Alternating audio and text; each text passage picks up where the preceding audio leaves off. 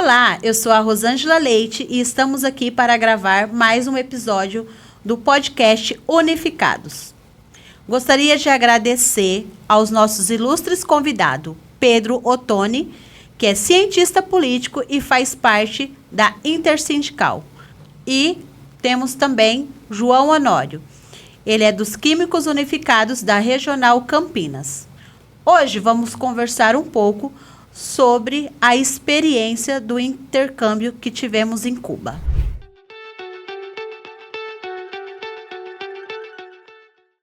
Pedro, na sua visão, por que no nosso país tem tanta desinformação e fake news a respeito de Cuba? Primeiro, agradecer o convite, dos Químicos, podcast, em nome de você, Rô, e de todo o pessoal dos Químicos. Eu acho que é muito importante essa experiência que vocês estão tendo de enviar delegações todo ano para Cuba.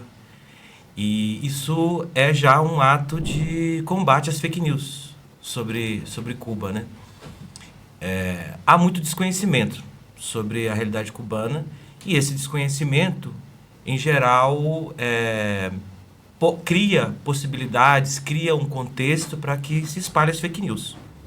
Então a gente não tem muita informação, até porque os meios de comunicação no Brasil não têm um interesse, inclusive por uma decisão política, ideológica, de não noticiar Cuba, não ter esse país, que é um país, inclusive, que tem relações históricas com o Brasil, de ter informações sobre Cuba, sobre a realidade cubana, sobre a cultura cubana, a economia, a política, porque é um sistema político gerado por uma revolução popular. E isso foi, vamos dizer assim, um mau exemplo para os países da América Latina, que sim, estão submetidos ao imperialismo norte-americano, são submetidos à subordinação cultural, ideológica, política dos Estados Unidos. Então, há um bloqueio, há muito tempo, há um bloqueio midiático em relação a Cuba. Há muita fake news desde antes da internet, e agora com a disseminação das redes sociais, da comunicação digital, você tem uma produção enorme de conteúdo, boa parte deles mentiras, fake news, que, enfim, criam uma outra visão, uma visão muito distorcida, que combate a ideia de Cuba, o sistema político de Cuba, os avanços sociais que Cuba conseguiu. E, evidentemente, isso vai construindo, vai sedimentando uma ideia muito equivocada de Cuba entre a população brasileira. Eu acho que esse podcast ajuda, e essa temática que vocês estão levantando, ajuda de alguma maneira também a ir quebrando esse silêncio, quebrando essa barreira midiática em relação a Cuba, e a gente pode conversar um pouquinho mais sobre a realidade cubana como ela é. Isso é fundamental. Muito legal. Nós estivemos lá, participamos também do 1º de maio. E você pode contar um pouquinho como se inicia a história, assim, um breve relato para os telespectadores que não conhecem muito a realidade de Cuba, como que é a história de Cuba para a gente, num relato breve, por favor? Claro. Acho que isso é muito importante. A primeira coisa é que a história de Cuba é uma história que começa com os povos originários, Então não vou falar de tudo isso, que a gente precisaria de vários episódios para falar sobre a história de Cuba. Mas, assim, para, de alguma maneira, contextualizar, primeiro entender que Cuba é um país caribenho, ele fica no Mar do Caribe, é a maior ilha, do Mar do Caribe. Ela é povoada há muito tempo, muito antes da chegada dos europeus, Ela foi uma das primeiras regiões onde teve contato com os europeus, e isso é um elemento importante aqui da história de Cuba. Cuba, ela tem basicamente a participação de 3 grupos étnicos indígenas. Um deles, os Aruac, são de origem sul-americana. Então, boa parte dos indígenas do norte do país, dessa família indígena Aruac, ela também compõe a boa parte das populações do Caribe, em especial de Cuba. Então, existe uma relação, inclusive, étnica entre os povos originários do Brasil, do norte do Brasil, e os povos originários de Cuba. E assim, com o contato com os europeus, e foi o primeiro contato, um contato muito brutal, né, houve um processo, um genocídio dessa população, né? Então, Cuba, diferente de outras partes na América Latina, teve a sua população indígena completamente disseminada, ou quase completamente disseminada, né? E foi repovoada, né, principalmente por africanos escravizados, né, que também tem comunicação étnica com a população negra no Brasil, né, que são das mesmas regiões da África Ocidental, enfim.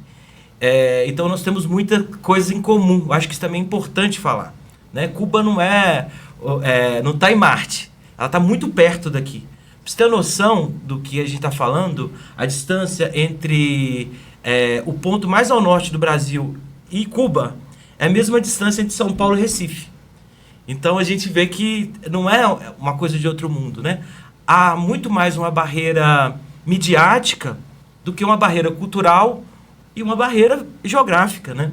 Então, Cuba é um país irmão, um país vizinho, é um país que o Brasil deve aprofundar relações, né? Então tem a história de Cuba, então tem essa composição. Houve, nesse primeiro momento de colonização, também a escravização, né, principalmente de povos africanos, como no Brasil.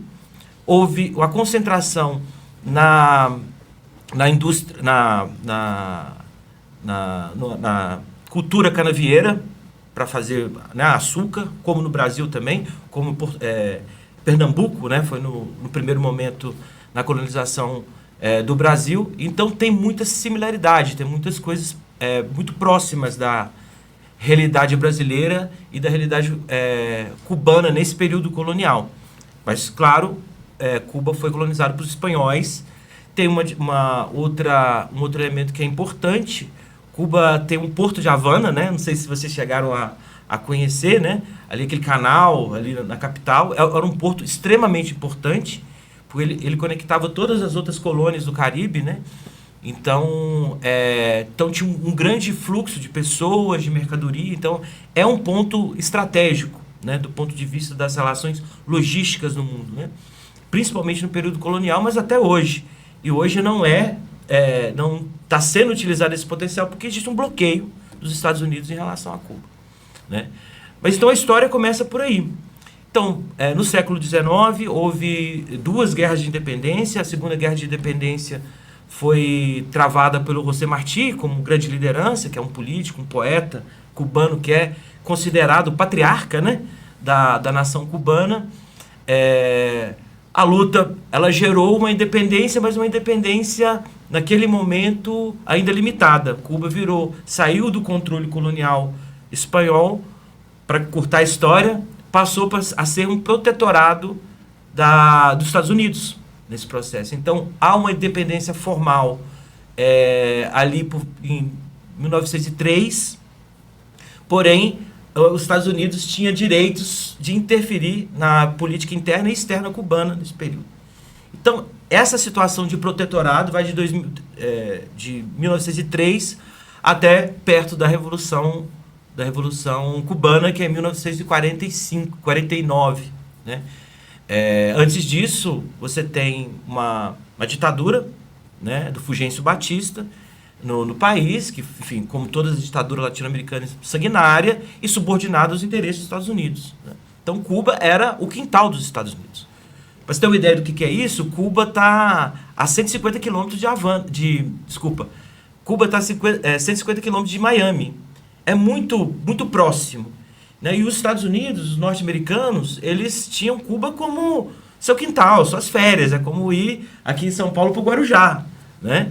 Então, era uma relação de subordinação muito grande.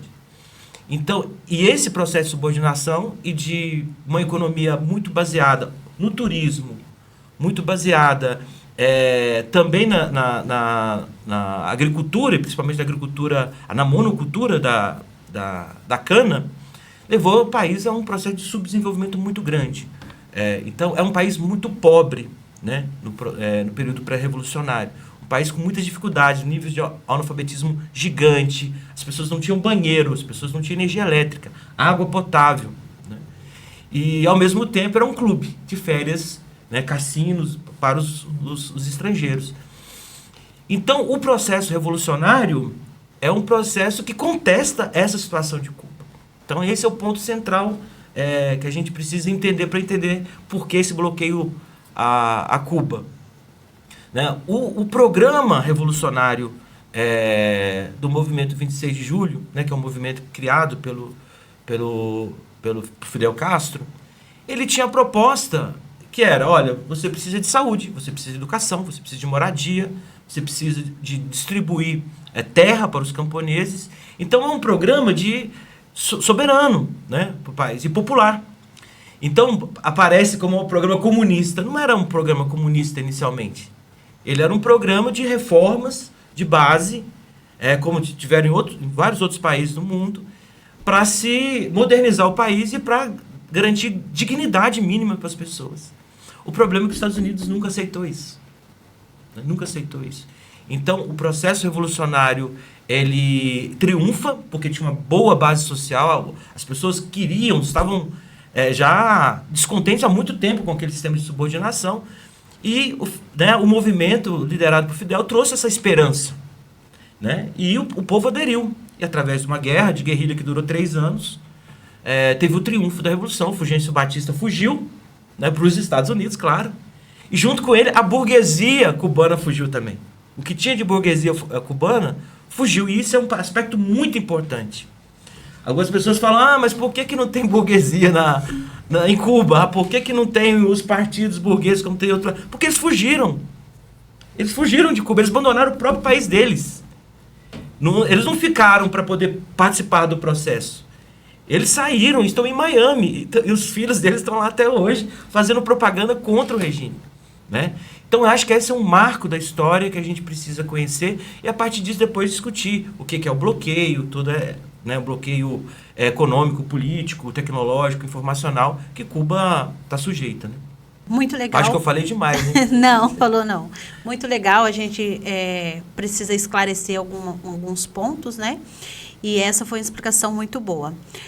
João, a partir dessa explicação do Pedro, conta pra gente qual foi a sua experiência em Cuba. Olá, Rosângela, boa tarde, Pedro. Boa tarde. Eu sou o João Honório, né? Faço parte também na direção dos Químico Unificado, Regional Campinas. E assim, a minha experiência lá em Cuba foi muito, muito boa, muito legal. A gente chegou lá, tipo assim, sem entender nada, porque não falamos espanhol, é uma língua diferente. E no passar dos dias, já logo no segundo, terceiro dia, a gente já começou a entender algumas coisas já. E assim, a hora que a gente foi, um exemplo, a gente saiu um dia para poder ir para o centro de Havana, né? Aí tava eu, a Rosângela, você, o Carlos, e a gente chegou aí no ponto de ônibus para poder ir até Havana, né? E pegar a guagua. Isso, pegar a guagua. E aí o que acontece? Nós sem saber de nada, como que ia fazer e tal, e tinha uma senhorinha lá bem já de idade, deveria ter ali na faixa de uns 70 e poucos anos, se não me engano. Aí nós perguntou para ela como que fazia para a gente ir até o centro. Com muita dificuldade. Muita dificuldade, né? Mas a gente conseguiu conversar com ela um pouquinho ali. Ela pegou, assim, totalmente diferente aqui do Brasil, do que as pessoas falam, né? Que lá que o povo vive numa ditadura. Então, a gente ouve muitas coisas aqui no Brasil que, quando você chega lá, você tem essa experiência, você vê que é totalmente diferente. Essa senhora, ela levou a gente até o ponto de ônibus, que dava mais ou menos assim uns 300 metros de onde a gente estava. Andamos bastante, acho que dá até mais. E assim, ela foi muito cuidadora, assim, como se fosse uma mãe mesmo. Porque a hora que nós chegou ali no ponto de ônibus, ela fez questão que a gente entrasse primeiro no ônibus, ela fez questão que a gente fosse sentada até o centro. A Rosângela mesmo ficou um tempo em pé, né, porque não tinha lugar, que estava muito lotado. Ela se preocupou o tempo todo para poder achar um lugar para a Rosângela sentar. E assim, mas foi uma coisa assim que a gente ficou marcado. A gente até arrepia na hora que fala, se emociona, porque foi muito bom, muito gratificante. E na hora que a gente foi chegando até o destino, ali no centro, ela pegou, ela levantou, ela veio e falou assim, vocês descem aqui, onde vocês vão ficar e tomem cuidado, que vocês são daqui e tal. Deu assim, passou umas informações pra gente, foi muito bom, muito gostoso. Assim, a gente sente que é um povo acolhedor por o bloqueio dos Estados Unidos. Depois o Pedro pode falar um pouco mais sobre a questão do bloqueio. Gera bastante dificuldade para o povo. Só que mesmo com essas dificuldades, é um povo acolhedor, é um povo feliz, é um povo que sempre está apto a ajudar. Não é aquele... a gente foi conhecer um hospital. E a gente ficou totalmente, assim, admirado, porque, assim, como tem um bloqueio dos Estados Unidos, muitas coisas não chegam. Então, os médicos, às vezes você fala assim, e um médico não vai conversar direito com o povo, mas o tratamento deles é como se fosse qualquer outra pessoa, uma pessoa super simples, tratava todo mundo da mesma forma, foi super acolhedor com a gente, mostrou como que eles fazem lá, porque como não tem material que chega lá, eles mesmos produzem os materiais, todos os aparelhos que eles precisam usar nos pacientes, os próprios médicos se desenvolvem. E, às vezes, com a ajuda da própria população. Então, às vezes, a gente fica pensando assim, nós aqui temos tudo, tecnologia, você consegue coisas em qualquer lugar, e a gente, às vezes, não consegue desenvolver o que o povo desenvolve lá. Tem carências, igual tem aqui em todos os lugares. Só que você vê que é um sistema que funciona, que ninguém quer ser melhor do que ninguém. Um está sempre ajudando o outro. Se um tem uma coisa a mais, se o outro tem um menos, eles vão lá, ajuda. Então, a parte do turismo também, qualquer lugar que você vai, as pessoas te acolhem, principalmente quando você é do Brasil, né? Eles gostam muito do Brasil. Então, a gente se sente acolhido. E mesmo, às vezes, a gente, assim, não entendendo direito a língua, a gente conseguiu conversar. A alimentação é muito boa, assim, uma experiência incrível. A arquitetura lá, tudo original, de antigamente. Você vê uma coisa que você não vê aqui no Brasil, assim, todas as casas que você vê, não... Até aqui, só prédios públicos, você vê a bandeira do Brasil, às vezes você não vê. Lá em todas as casas, em todos os lugares, você vê uma bandeira de Cuba. Se você pergunta para qualquer pessoa, sabe a história de Cuba, por que da dificuldade que eles estão passando, as crianças, elas já aprendem isso, a história deles, na escola, né? Então, é um sistema que eu vejo assim, se não fosse o bloqueio dos Estados Unidos, Cuba seria um país com uma potência assim, gigantesca. Eu acho que é por isso até que tem esse bloqueio, né? E, na minha visão, né, Pedro, você pode falar, discordar, ou não sei como que é na sua visão, porque isso desenvolveria o país. E a gente vê que lá, essa questão do comunismo, que o pessoal fala aqui, e não entende o que fala, e não sabe, geralmente, essa palavra, funciona. Né? E funciona, e é uma coisa boa, é uma coisa onde une as pessoas do país. O bloqueio, ele é um bloqueio...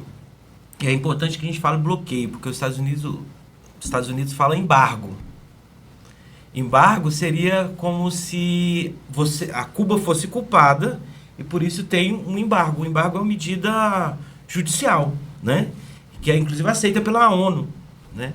Que é o seguinte, você cometeu um crime, né? Um crime contra a humanidade, um tipo de coisa, o país é embargado.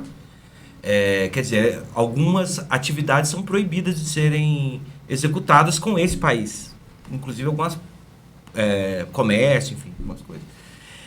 Mas no caso de Cuba não é embargo, é um bloqueio, porque é um bloqueio unilateral, ou seja, os Estados Unidos decretou, não é a ONU. A ONU, inclusive, todo ano vota uma maioria esmagadora contra as sanções dos Estados Unidos a Cuba. Todo ano vota. Todo ano é condenado o bloqueio e mesmo assim os Estados Unidos continuam com o bloqueio, né? Mas o que é esse bloqueio? Esse bloqueio vem desde... ele é um pouco anterior, as medidas de bloqueio são um pouco anterior à Revolução, um ano e pouco antes da Revolução, quando os Estados Unidos proíbem a venda de armas, né, para o governo Fulgêncio Batista. Porque eles pensavam o seguinte, ó, Fulgêncio Batista, mesmo sendo nosso aliado, ele vai perder isso aí, porque não tem mais condições de governo para ele. Então a gente vai ficar um pouco mais afastado, entender, tentar jogar, né, a ideia de que a gente não está tão diretamente envolvido e quando tiver o processo de tomada do poder pelo Fidel Castro, a gente vai e entra como parceiro, né? Só que não aconteceu isso, né? O caráter social da Revolução Cubana, como a gente falou das reformas, reforma agrária, reforma urbana, educação, saúde, etc., não foi permitido pelos Estados Unidos. E tem uma coisa importante também. Cuba nacionalizou as empresas norte-americanas que estavam instaladas no seu território, né? E indenizou. Quis indenizar, na verdade, os Estados Unidos pelas empresas que estavam nacionalizadas. Então, pagar por elas. Os Estados Unidos nunca aceitou. Isso é importante. Os Estados Unidos nunca aceitou a indenização. Então, não quer dizer que foram expropriadas e que o governo revolucionário não quis, de alguma maneira, subsidiar ou comprar mesmo, né, pagar por aquilo que ele estava nacionalizando. Não, foi os Estados Unidos que não deixou. Então, esse é um aspecto importante para entender o bloqueio. Então, e o bloqueio ele vai ficando cada vez mais grave. Inicialmente era alguns produtos, mas tirava fora da lista de proibições medicamentos e alimentos, né? Com o governo Kennedy, olha, que é tão queridinho, né? O governo do John Kennedy, né? Ele aprofunda e proíbe, inclusive, a entrada de medicamentos e comida para Cuba. Então, é um cerco muito grande. E claro, né, gente, nós estamos falando do contexto de Guerra Fria. Então, se você não tem a possibilidade de comercializar com ninguém, você vai começar... Porque os Estados Unidos impede, e o bloqueio significa isso, significa que uma empresa ou país que comercializa com Cuba vai sofrer sanções dos Estados Unidos também. Então, tem uma empresa, por exemplo, na França. Essa empresa resolve comercializar com os Estados Unidos. Então, se ela fizer isso, ela pode ter restrições no comércio com os Estados Unidos. Então, ele não penaliza só Cuba. Isso é importante. O bloqueio penaliza todos os países e todas as empresas que fazem comércio com Cuba. É por isso que ele é tão grave, né? Ele é uma medida que a gente fala, uma medida extraterritorial. Por quê? Não é uma lei que vale só para os Estados Unidos. A lei do Brasil vale para o Brasil, certo? É isso que a gente tem poder. E as leis internacionais são discutidas na ONU. O que os Estados Unidos fez? Não. A minha lei vale para o mundo inteiro. Eu posso sancionar, ou seja, eu posso penalizar qualquer país ou qualquer empresa que comercializa com Cuba. Essa é a diferença. E essa é a ideia do bloqueio. Então, o bloqueio ele foi se radicalizando. Aí tem vários momentos. Até no governo Clinton, na década de 90, onde você possibilitou que cidadãos americanos que tinham empresas em Cuba no período pré-revolucionário processassem empresas que comercializassem também com empresas cubanas que foram nacionalizadas. Então, assim, houve uma enxurrada de processos. Por exemplo, o rum, né? O Bacardi, é cubano, né? Então, você tem aquela... A Bacardi processando empresas que pegam o rum cubano, enfim, tem toda essa coisa, empresas de alimentos, principalmente de alimentos, de frutas, né? De tabaco. Então, assim, você tem a lei norte-americana influenciando o mundo inteiro e penalizando empresas e governos no mundo inteiro. Outra questão importante, Cuba está fora do sistema financeiro, de circulação financeira internacional. Né? As transações bancárias não são feitas de maneira regular, como acontece aqui. Aqui a gente pode, inclusive, usar um Western Union, né? Mandar dinheiro para fora, as empresas entram com dinheiro, isso facilita o comércio. Então você pode, por exemplo, comprar uma coisa em outro país, ele chega aqui. Em Cuba não funciona assim. Cuba está fora do sistema bancário internacional, de transações financeiras internacionais. Então, boa parte do que Cuba compra de fora, e tem de comprar muita coisa de fora, porque não consegue produzir internamente, pelas razões do bloqueio também, ela tem que pagar em dinheiro. E que dinheiro é isso? Em dólar. Em dólar. Como é que você tem milhões em dólar, né, para poder fazer isso? Então, chega um navio no porto, por exemplo, com alimento, com soja, com arroz, enfim. O governo cubano tem de pagar em cash, em espécie. Isso, imagina como você junta isso tudo, né? Então, é através do turismo que acontece, né? Então, por isso que focou no turismo, porque é a forma, vamos dizer assim, mais rápida de você ter essa entrada de recursos, uma vez que você não pode, por exemplo, livremente exportar o açúcar, que eles têm, né, em grande quantidade, exportar tabaco, enfim, vários outros produtos que eles têm competitividade no mercado internacional. Então, assim, é um bloqueio tecnológico. Então, você não pode, por exemplo, você falou da medicina, né? A medicina, ela precisa de um comércio internacional, porque tem o laboratório, vocês são químicos, vocês entendem bem disso, tem um laboratório no Brasil que produz, mas tem um insumo que vem de outro lugar, vem da Europa, vem da China, né? E você vai e monta esse medicamento no país. Cuba não tem essa possibilidade. Então, para montar, por exemplo, a vacina, que eles fizeram inclusive 2 vacinas contra o Covid, eles tiveram que desenvolver todos os insumos em Cuba. Por isso que chama soberana, né? A vacina deles, porque foi toda desenvolvida em Cuba contra o Covid. Né? Então, é um bloqueio de recursos tecnológicos de todo tipo, recursos educacionais. Então, por exemplo, você não tem computador para você oferecer para as crianças, né? Para as crianças, nem para os centros de pesquisa. Você não pode pegar uma peça, por exemplo, um chip, né? Que tem alguma tecnologia norte-americana e usar em Cuba. Então, por isso vai atrasando o processo tecnológico. E vocês viram lá muito bem, um povo muito educado, um povo com uma capacidade de análise científica muito grande. Eles são um povo muito ilustrado, assim, né? Mas estão bloqueados e com isso não conseguem avançar, né?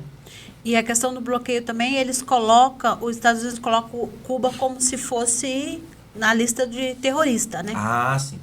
Desde de 82, se não me engano. Foi em 82, Cuba entrou na lista de países que financiam o terrorismo, né?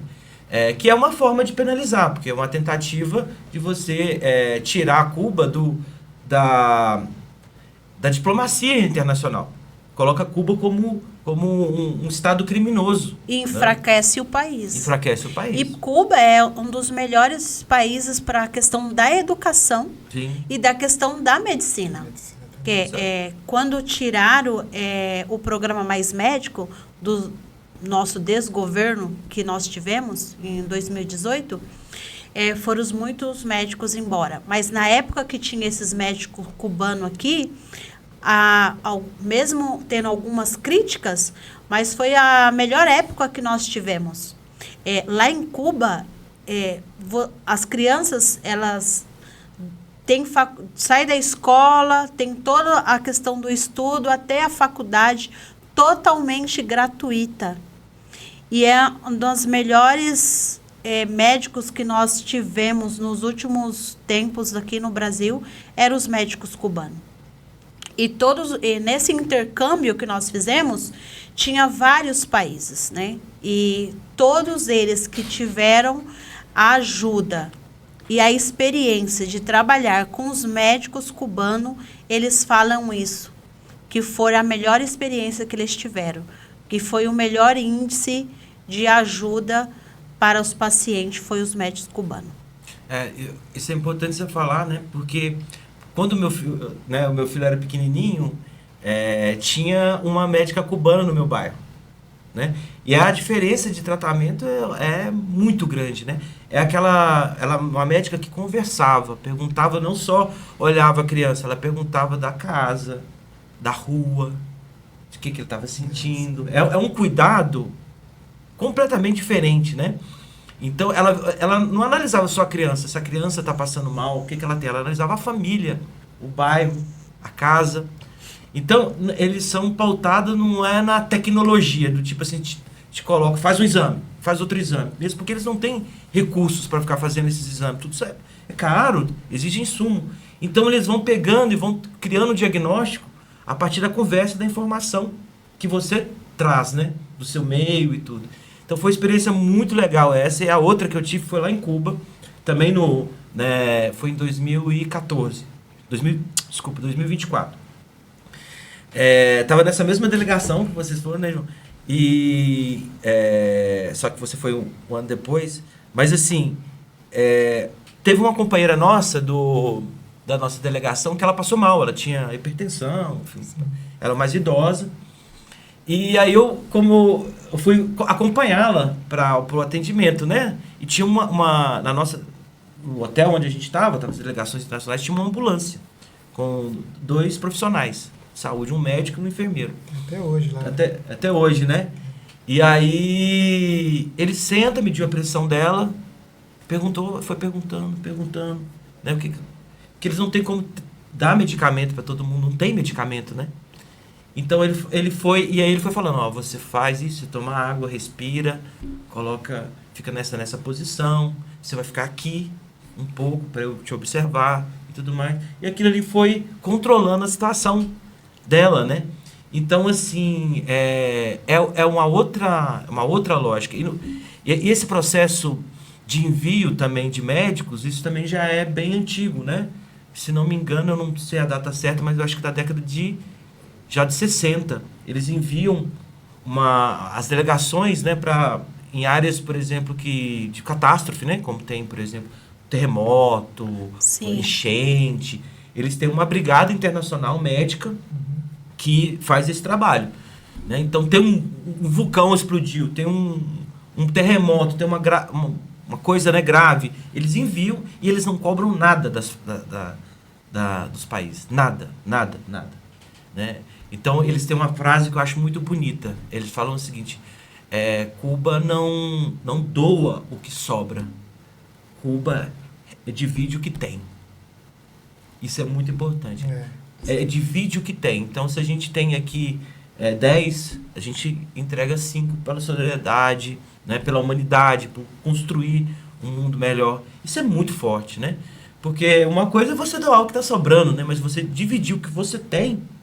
O pouco ainda que você tem. E o pouco que você né? tem, isso é de uma outra, né, é uma outra visão de mundo, né? Sim, é uma visão de mundo que todos nós deveríamos estar preparados para estar esse mundo, né? Porque, tirando um pouquinho assim, porque quando veio a pandemia, muitos de nós falando assim, não, a pandemia vai ensinar muitos valores, muitas coisas para a gente. E nós, como brasileiros, nós ficamos, falo nós porque é no geral, ficamos mais egoístas, ficamos mais individualistas. E o que a gente aprendeu nesses poucos dias que a gente ficou lá, que isso é totalmente diferente.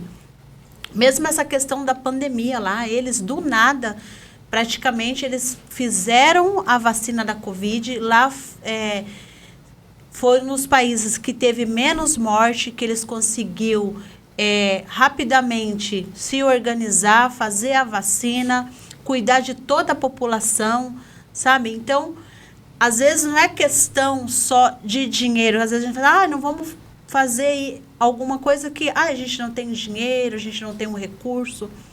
Mas a gente eu aprendi com o povo cubano, que quando você não tem nada, você corre atrás para você conseguir o que você precisa.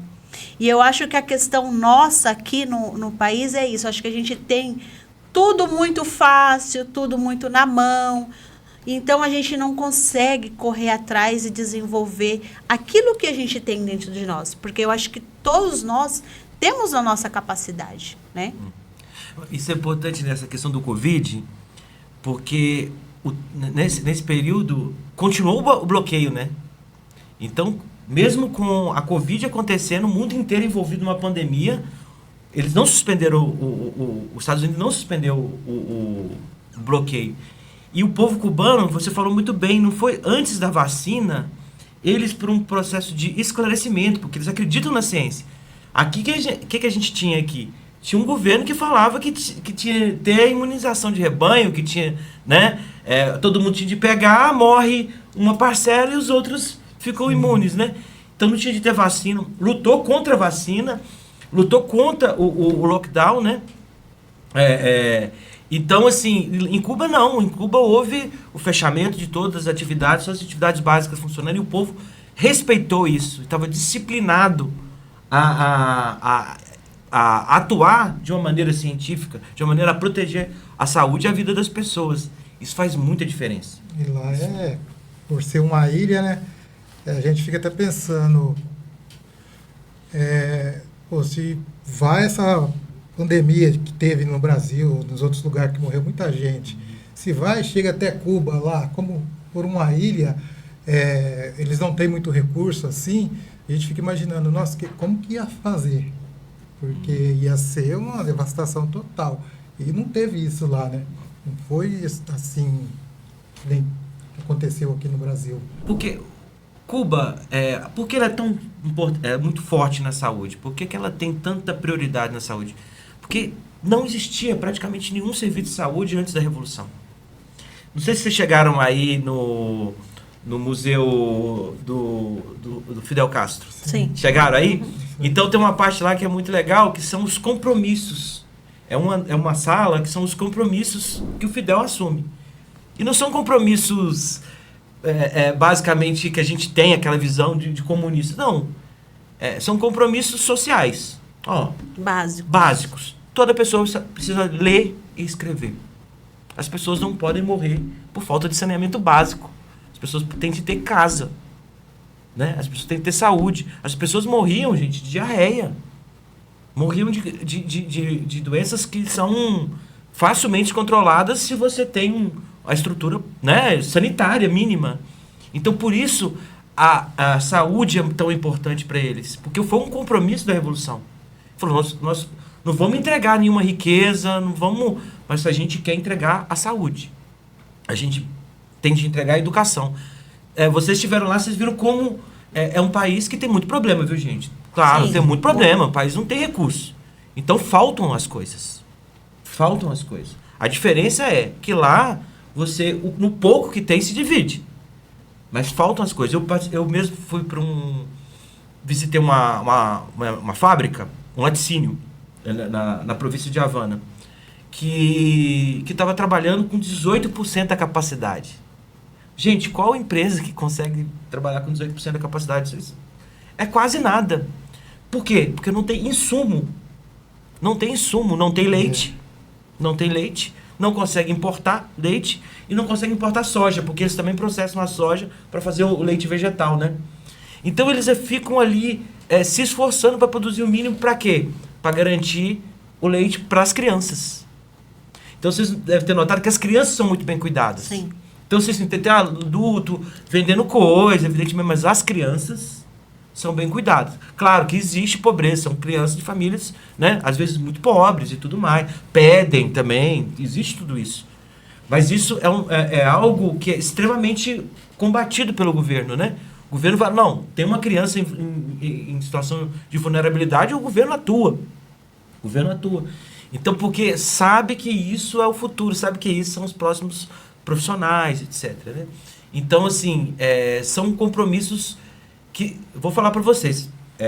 No estudo, a gente até elaborou uma cartilha, né, da Intersindical, desde a nossa ida para lá, que fala um pouco dessa história. Em 2023, Cuba teria crescido economicamente 9%. Isso é mais do que a China no mesmo período, né? Se não tivesse o bloqueio. A cada hora, Cuba perde por causa do bloqueio $500 milhão. Já acumula $1,5 trilhão $1,5 trilhão de prejuízos por causa do embargo. E esse dinheiro se vai tirando da educação, de tudo. De tudo. Então, assim, se Cuba não tivesse bloqueio, se ela pudesse comercializar, ela teria condição hoje de ser um país extremamente organizado, avançado, que respondesse às demandas da população, que não é uma população tão grande, né, como a gente tem. A população de Cuba é mais ou menos do tamanho da população do Rio Grande do Sul. E ela é do tamanho do estado de Pernambuco. Então, assim, vocês verem um pouco a estrutura. Só que tem condições de agricultura muito difíceis. É uma ilha e é litoral, né? Então, você imagina, é salinizado, tem muita areia, não tem matéria orgânica ali para sustentar uma... Então, depende de insumo, né? De você enviar insumos que ela não pode comprar. O Brasil, que é o Brasil, importa insumo, né? Para adubo, né? Para agricultura, e Cuba não pode fazer isso. Ela pode ter até o dinheiro e não pode importar isso. Então, é uma situação... O bloqueio, ele atinge também a questão da segurança alimentar de uma maneira muito grave, né? Essa coisa, por exemplo, das empresas que processam alimentos, não tem insumo, você não tem como importar praticamente nada. Você tem de produzir ali ou contar com a ajuda de programas internacionais, né, que enviam ajuda humanitária. Os Estados Unidos faz isso para esmagar literalmente o país e mostrar que só ele é o soberano e só o sistema dele funciona. E aquela questão também, se não é da forma que eu quero, então a gente esmaga até não existir mais. Porque para mostrar que... para as pessoas, principalmente da direita, extrema-direita, que o sistema comunista não funciona, que não vai para frente, que é uma coisa ruim, que é uma coisa... o que eles falaram muito sobre fake news, que as pessoas estavam na rua. Você não, por mais que a população tenha uma grande população mais carente, em Cuba você não vê uma pessoa largada na rua totalmente só. E aqui no Brasil, a gente tem todos os recursos e a gente vê muita extrema pobreza agora com um governo que pensa mais nos trabalhadores e é voltado mais para a esquerda. A gente diminuiu um pouco, né, essa questão. A gente viu no governo passado aí pessoas pegando osso em caminhão de lixo para poder comer. Isso você não vê em Cuba, né? Tudo que o governo precisa e pode suprir a necessidade dos seus trabalhadores, eles fazem. Outra questão que eu fiquei totalmente assim emocionada, por mais que a gente mora no país, a gente não é 100% daquele governo. Tem algumas, como se diz, tem algumas pessoas que não é igual aqui, que fala mal, que se você é de um partido, você é como se fosse uma guerra e você não pode falar do outro. Não. Os trabalhadores têm as questões dele, mas no 1º de maio, que foi um ato que eu nunca vi na minha vida, foi extremamente uma coisa importante. Todos os trabalhadores, às vezes fala assim, tem trabalhadores que trabalham informal, você vai entregar um jornal, falar alguma coisa, eu não sou trabalhador. Não, lá em Cuba, toda a população, ela se vê como trabalhador, se vê como na luta de classe, se vê que juntos pode melhorar. E no 1º de maio estava todos, desde o ajudante lá, da pessoa que varre o chão da fábrica, até as pessoas, os médicos, estavam na rua, fazendo um ato 1º de maio, sabe? Passando a história, os filhos, as crianças no ato. Aqui você não vê esse engajamento da população, dos trabalhadores. Muitos trabalhadores, as mesmas que trabalham de Uber, do iFood, eles não se vê como trabalhador. E lá, toda a população, ela se vê trabalhadora. Do nível mais baixo, vamos supor assim, da fábrica, até o nível superior, todos eles, nós somos trabalhadores. Nós que construímos o país. E isso que eu acho que é um legado que a gente deveria construir junto com esse país e mostrar para nós, brasileiros, que é assim que a gente constrói um país, com soberania, né? Na semana passada a gente participou... assisti um filme falando de Cuba também, agora não me recordo o nome do filme. E aí teve um dirigente lá que até, na hora, ela falou pra gente assim, tem uma ideia, de comprar, se juntasse todos, comprasse um navio, né? Aqui no Brasil, comprasse um navio, e daqui para a gente levasse tudo aquilo que precisa em Cuba, que mais necessita para Cuba, levasse até Cuba, e de lá para cá trazia artesanato, que é as coisas que eles têm muito de lá, né? E aí assim, porque esse navio só seria para isso. Teria que ser um navio meio velho, que dê para ir lá e voltar, que só serviria para isso. Porque até os Estados Unidos depois não deixa atracar lugar nenhum mais, né? Eles não deixam fazer nada mais, então que só daria para fazer isso. Aí não sei se isso seria possível. Né? Deu essa ideia. Tem de tentar, né? Tem de tentar Né? tudo. Não sei se vai dar certo, mas tem de tentar. Mas seria muito bom, né? E uma experiência também que eu tive lá, a gente foi até a praia, né? E aí o pessoal falava, o guia que estava com a gente falou, vocês não se afastam porque é perigoso, não sei o quê. Acho que porque a gente estava com eles também, né? Então não podia deixar o pessoal muito solto lá, assim.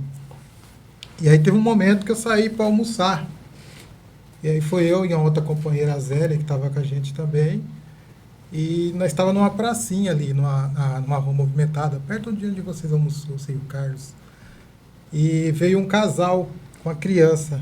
Aí pararam no ponto de ônibus, a gente ficou perto deles, e vou puxar conversa com esse povo para ver, né?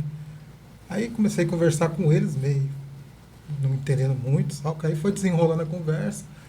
Aí eu perguntei para ela se ali era muito perigoso e tal. Aí ela falou assim, não, imagina que não é perigoso. Aqui é bem tranquilo, o bairro aqui é tranquilo, vocês podem ficar de boa. Meu esposo, ele é policial, tinha o esposo dela junto. E aí ele falou também que era tranquilo e tal.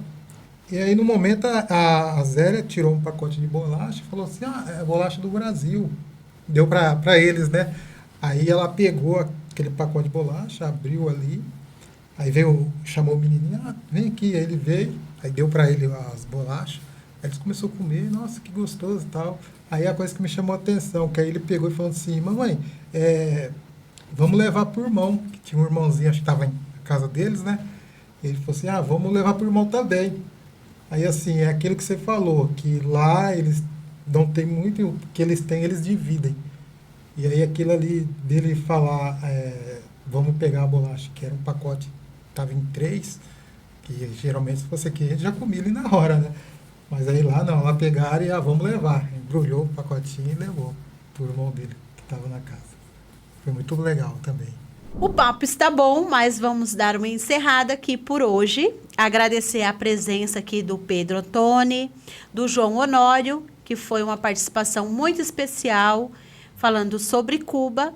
Vamos deixar aqui no nosso link uma cartilha da Intersindical que fala um pouquinho mais de Cuba. Coisas que provavelmente a gente passou despercebido, mas lá no link vocês vão conseguir adquirir e ter um pouquinho mais de conhecimento. Agradecemos também aos nossos telespectadores. Você que está aí na sua casa, indo para o trabalho, dá uma olhadinha aí no nosso podcast e não deixe de deixar seu like.